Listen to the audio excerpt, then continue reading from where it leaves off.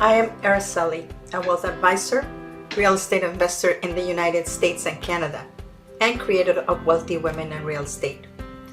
Every week, I meet with Colette, a real estate broker and a real estate investor in Canada. We come together to talk about all things real estate investing and how to increase your wealth. Join us. Welcome, everyone. This is Araceli, Transition Wealth Advisor and Real Estate Investor in the US and Canada. Before we get started, remember to subscribe so we can provide more information to you for free in this channel. And I'm here with my partner, Colette. Colette, can you introduce yourself and give us this subject up today? Of course. Hi, everybody. I don't know why I'm so excited today, but I'm just excited to be here today. So my name is Colette Raba. I am a residential real estate broker in the GTA. We buy and sell homes for people. I do leases for landlords, and Araceli and I love to talk about real estate and investing. So that's why we do the show for you. If you have any questions about anything real estate related, landlords, leasing, whatever it is, we'd love to hear from you. So please give us your questions and we can talk about it on the show.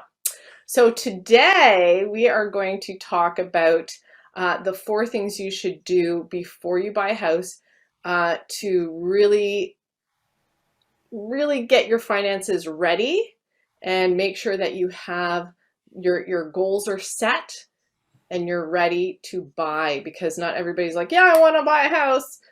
Hey, why don't we do that? How many people say that to you? Hey. Oh my God, so many. And the thing is, most people actually don't even talk to me. They usually come to you. And then they say, well, what are you approved for? I don't know. Right. So I'm like, hey, listen, before we get started, I need the one thing that is very important, and that is that people get pre-approved. So we're talking about before you even get pre-approved, because you'll need somebody like Araceli to figure out your finances to get prepared even before you get pre-approved, because sometimes we have 4 little things that we want to talk about today. So sometimes you don't know what to do. So what's number 1? So the first one is obviously, if you're ready to buy, get pre-approved before you even talk to a realtor, because this is going to set up how much money you're actually going to be able to spend in a house, right? I would say that these are some of the things that we put together for people that they don't know at all what to do, right? In my opinion, if you're not working with a financial advisor, you should, way before you decide to buy a property. But if you haven't, take a look at these 4 things. So the first one is get pre-approved. So then you know exactly how much money you can spend. But even before you get pre-approved, you actually want to talk to Araceli because you want to improve your credit score. So credit score, why this is so important is because if you have not great credit and you go to a mortgage broker and say, hey, how much can I qualify for? And they say, yeah, you can qualify for something, but your credit score is kind of in the toilet. Maybe you should improve it. I don't even know how long it takes, between 6 months and a year to start seeing a climb. It depends where it is at. If people have they're coming out of bankruptcy, or they have, higher debt, it might take a little longer. So it depends. It depends on each situation. That's why it's never too early. Even if you think, oh, well, it's 5 years down the road that I'm going to be buying, start today. Because there's so many things and that you cannot just fix like this. It takes time, especially your credit score. So part and parcel of getting approved, if you've never looked at your credit before, you might be very surprised if you might get approved, but you might have a higher interest rate. So that's why you want to look at it before. Exactly. Yeah. And that's the thing. So your credit score, so that's number 1. Number 2 kind of goes hand in hand, which is saving for a down payment. So if you haven't started saving for a down payment and for a deposit, because they're going to want cash, cash as a deposit. So that will be held in trust by the real estate brokerage usually, or by the lawyer. So that little bit of money, or not a little No, bit, no. what am I saying? It Yeah. could be quite a lot of money that you need to save for the down payment and also for the deposit. So that's number two, to save for that. How much can you save? Do you even know how much? Do you have anything saved? Again, talk to your financial advisor to have that kind of untouchable. So you know that money is being saved. You could do it either monthly through Yep. um, your You can paycheck. save monthly paycheck from your paycheck. Depends what it is. If there's two people, maybe you can open a common account that you can put the money in there. There's many Yeah. ways to do it, but you have to also remember that when you go and get pre-approved, the mortgage broker is going to ask you to have that money for a minimum of 3 months. So you cannot just all of a sudden 100,000 Yeah. appear in your account.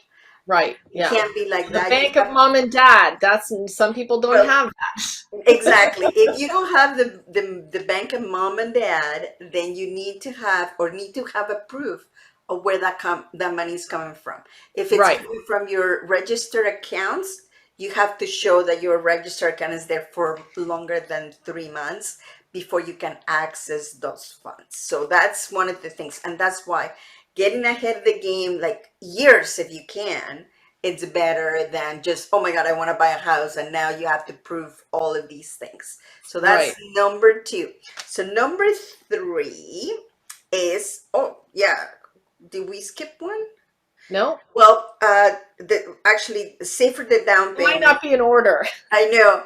So that another one would be pay off your high interest rate. Right. And that has to do with one and two. So they're all related. If they're So exactly, yeah, they're you all have to know related. that. Because when you are applying, obviously your credit score depends on the payments that you're making and also how much credit you utilize. Usually, if you spend more than 30% of the limit on your credit card, it starts your score goes keeps going down. Now, if you keep making minimum payments, you may have to do more because obviously that debt is not going down. So you need to come up with a plan to get rid of it as much as you can. I Uh, didn't know that. yeah. Wow, that's good. See, I learned So something. that is important. That's why all of this takes a lot of planning. Believe me, it just Absolutely. because you Right. have to And you go know through what? all of these things, right? Not everybody has a clean record. Like that's not what we're saying, but we're saying it's possible to clean it up. So Yes. if you're really interested, and especially if let's say you're a first time buyer and you're just getting married and you don't want to start your marriage or your relationship with that other person with debt. So you really want to, get all that figured out before you go into a relationship and buy something with another person. So do Correct. yourself a favor, do the other person a favor, and get rid of, try and clean up your debt at Absolutely. least. Yeah. Yeah, it'd be And, nice. But for and yourself too, right? for sure. And the last one that we have, so number four, is to build an emergency fund. And this should be part and parcel of your financial plan. Yeah. Somehow, some way, you need to put aside a little bit of money because things happen Like COVID. all the time, like COVID. Like maybe you weren't affected for your job, but maybe you were. So Yeah. all of those things, and maybe if there's two people in the house, one of them got affected, the other one didn't. But remember, the bills don't stop. It doesn't matter So if the money is coming into the house or not.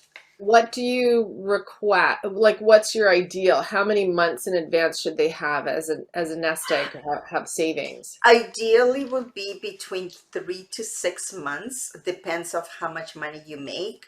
Wow. But yeah, it is. And some people say, well, I don't have enough money. But the thing is, if something happens, so it's a matter of habit. It's just like anything, right? Yeah, you don't want to rely on living off your credit cards because that's number three, where Yeah, you want to get rid of your high interest debt. You don't want to add to it. So that's why we're doing the show because we know they all have to do with one another. And it might seem really daunting now. It might be like, oh my gosh, how can I do this? How do I get started? You have the answer right in front of you. Araceli is a great financial advisor. She'll put together a package for you. She'll talk to you about everything. You don't have to be scared. I was scared. I'm like, how do I do this? yeah, So I went to my friend and I said, Araceli, what do I do? And she straightened me out. She's like a sergeant. No, no, no, no, no. Uh, no, No. I'm very gentle, but I have a very easy way to structure something that is Right. not very difficult. For a lot of people, it's very daunting to do a budget, to do, what do I pay here? What do I pay that? Okay, so let's figure it out. And it all Yeah. comes, remember, it all comes from income. So when your income comes in, let's take a look at what you're spending. And then after that, then we can come up with a plan about saving for an emergency fund, saving for that down payment. All of that Right. comes from your income. So make sure that you protect it as much as possible. Do you have, you do anything you can to increase it, like buying real estate so you can get some money coming in extra, or maybe doing a side hustle that a lot of people are doing right now. Right. So those are the things. So to recap, so there's four of them. One of them is build your credit. Make sure that you know that you are going to be getting approved for that mortgage that you want. And then say for the down payment, pay your high interest credit cards or line of credit, whatever debt you have, and then build an emergency fund. Because when you are going to go into a new property, especially if you are a first home buyer, there's so many things to do. So many things that could go wrong or that you may want to do. Maybe even the blinds, they don't, they're not good enough. They are falling apart. You want to change them. Maybe you want to paint. And all of these little things add up. What if somebody gets a whoopsie pregnancy? That's an Well, emergency. I would think that's an emergency fund right there. No, of for course. sure. And then to save, I'm not sure if you said the number four, which is to save for the down payment. So like Yep. all those four things, it's really important. So do this way before you think about buying a house. So if you have all those four things figured out and you're ready to buy, that's when you call me. And then That's I'm like, okay, right. let's go look. Let's start looking. Yeah, and Colette, that's a fabulous work, but you need to start somewhere, right? Like anybody, when you come to them, you need to be ready And because you then don't want to she'll be do exactly what you want. right. And honestly, why would you stress yourself out? I think that's why people are so stressed when they come to me and they say, "Oh, we want to buy a house," but they're not financially prepared. And Yeah, that's what makes things scary. I see the difference with clients that are really financially prepared and they know what to expect.